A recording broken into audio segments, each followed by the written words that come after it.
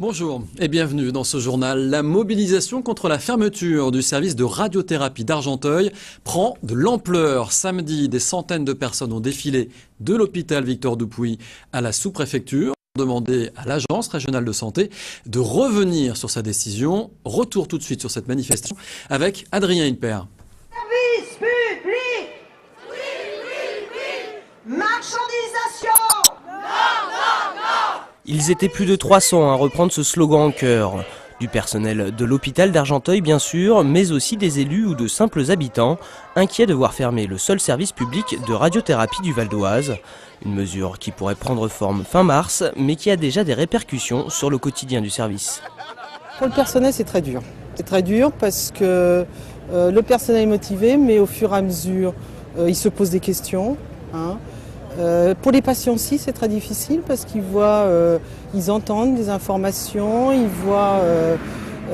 sont au courant de tout ça et ils nous posent beaucoup de questions. Donc nous essayons de continuer à assurer quand même une prestation de qualité, mais au quotidien, tout le monde vit ça très difficilement.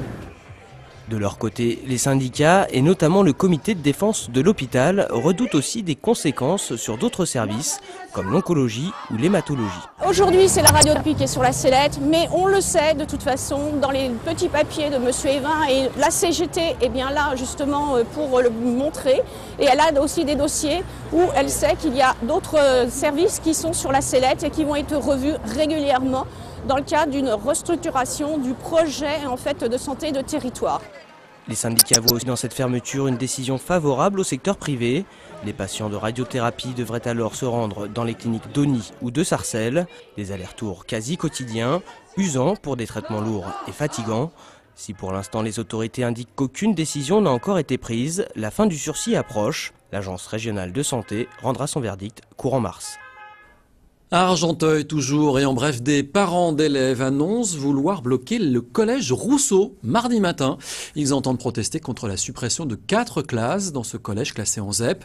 Ils sont soutenus par les enseignants qui seront nombreux à être en grève ce mardi. Allez, on ouvre une page politique maintenant avec la campagne des élections cantonales qui démarre, en tout cas dans les états-majors politiques. Après le Parti socialiste qui a mis en ordre de marche ses candidats, l'UMP a présenté vendredi sa stratégie des dirigeants qui affichent un optimisme à toute épreuve. Regardez ce sujet, il est réalisé par Christophe Rigaud. Nous allons mener 19 campagnes spécifiques sur 19 territoires. Et on va gagner. Et je vais vous dire, on va gagner de façon assez confortable. Le traumatisme des élections régionales semble bien loin pour l'état-major de l'UMP Val d'Oise, qui se montre très optimiste pour les élections cantonales des 20 et 27 mars, à l'image de son président, Axel Poniatowski. Pourquoi on va gagner ? Parce qu'on a d'excellents candidats, parce qu'on fait une campagne de terrain, parce que sur les 19 cantons, nous en avons 7 renouvelables et nous en avons 12 à gagner, parce que l'exécutif régional socialiste n'a pas fait grand-chose, a mis le département sous perfusion, distribue les subventions goutte à goutte. Il y a un très fort mécontentement de la part des élus, de la part des populations, parce que rien ne se passe dans le département. L'UMP entend conserver les cantons du Sauceron, de Montmorency, de Beauchamp et gagner Sannois, Garges, Argenteuil-Nord et Ouest, Franconville et Magny-en-Vexin. Pour atteindre ces objectifs, le parti de la majorité présidentielle a renouvelé ses candidats avec 15 nouvelles têtes et un souci de rajeunissement. L'UMP propose un véritable renouvellement avec des candidats nouveaux, avec de la chair fraîche. Je pense que nous pouvons dire que nous sommes les artisans de la reconquête. Je dis artisans puisque nous le faisons avec humilité, mais la reconquête puisque nous agissons avec détermination. Une fois que nous aurons gagné le Conseil général, puisque c'est ce qui va se passer, nous agirons concrètement au service des Valdoisiens, alors que ce n'a pas été le cas jusqu'ici. L'optimisme de l'UMP pourrait se heurter au contexte national, aujourd'hui porteur pour la gauche. Alors Axel Poniatowski entend se concentrer sur les enjeux du département. Il a demandé à ses candidats de réaliser 19 campagnes locales sur les 19 cantons renouvelables.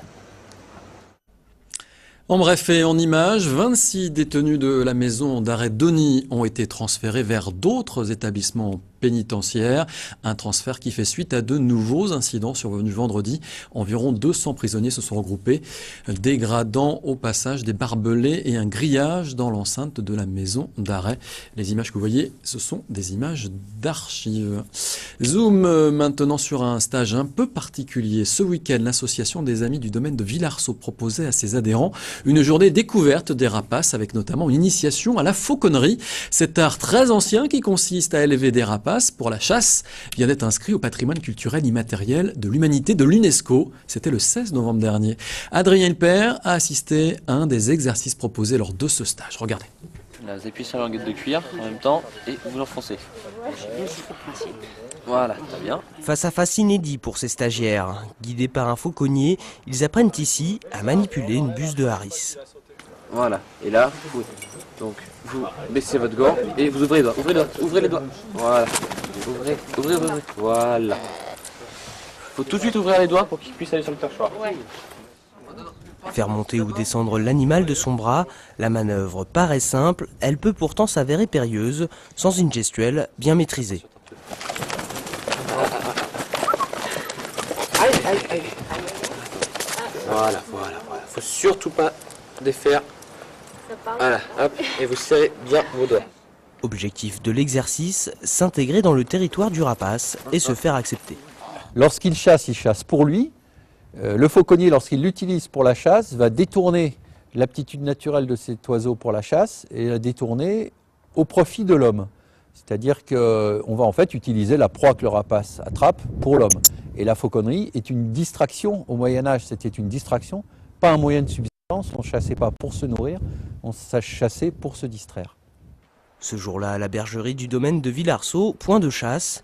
Les buses seront quand même récompensées par un poussin comme goûter. Voilà, ce journal est maintenant terminé. Merci de l'avoir suivi. L'info continue bien sûr sur vonews.fr. À demain.